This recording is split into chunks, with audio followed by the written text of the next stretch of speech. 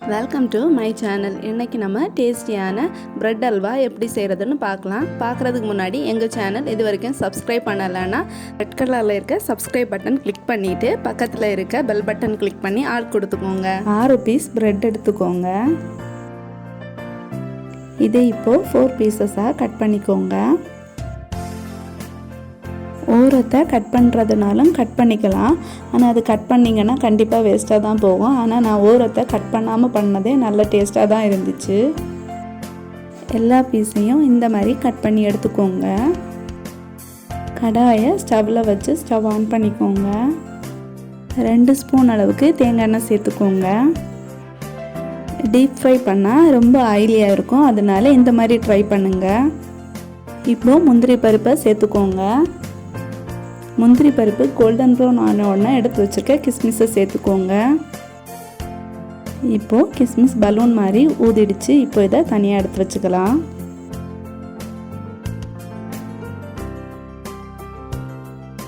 Cut பண்ணி வச்சுருக்க bread பீசஸை இப்போ இதில் சேர்த்துக்கலாம்.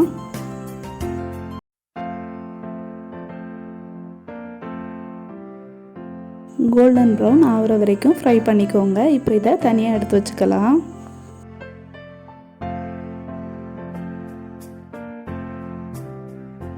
அதே கடாயிலே இப்போ 2 கப்பு தண்ணி சேர்த்துக்கோங்க.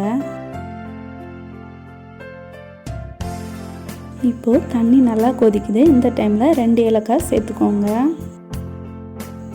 1/2 கப்பு சுகர் சேர்த்துக்கோங்க. உங்களுக்கு ஸ்வீட் இன்னும் அதிகமாக வேணும்னா 1/4 கப்பு கூட எக்ஸ்ட்ரா சேர்த்துக்கோங்க. சுகர் தண்ணியில் நல்லா மிக்ஸ் ஆனால் மட்டும் போதும். தண்ணி இப்போது நல்லா கொதிக்குது. இந்த டைமில் ஃப்ரை பண்ணி எடுத்து வச்சுருக்க பிரெட் பீசஸை இதில் சேர்த்துக்கோங்க. இதை இப்போது இந்த மாதிரி நல்லா கலந்து விட்டுக்கோங்க.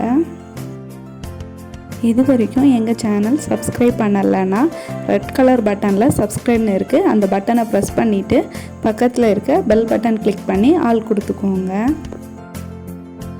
இந்த அளவுக்கு நல்லா மசிஞ்சு வந்த பிறகு 1 ஸ்பூன் நெய் சேர்த்துக்கோங்க. இதையும் இப்போது நல்லா மிக்ஸ் பண்ணி விட்டுக்கோங்க. நெய் கொஞ்சம் கொஞ்சமாக ஆட் பண்ணிக்கோங்க.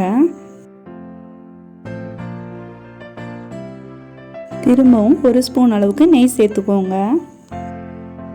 இதையும் இப்போது நல்லா கலந்து விட்டுக்கோங்க. எவ்வளோ தூரம் நெய் சேர்க்குறீங்களோ அவ்வளவுக்கு டேஸ்ட்டு நல்லா இருக்கும். மிக்ஸ் பண்ண பண்ண கட்டியாக திரண்டு வர்றது உங்களுக்கே தெரியும். இப்போ பார்த்தீங்கன்னா நல்லா திரண்டு வருது. டோட்டலாகவே 15 to 20 மினிட்ஸ் தான் ஆச்சு. ஏற்கனவே ஃப்ரை பண்ணி வச்சுருக்க முந்திரி பருப்பும் கிஸ்மிஸும் இதில் சேர்த்துக்கலாம்.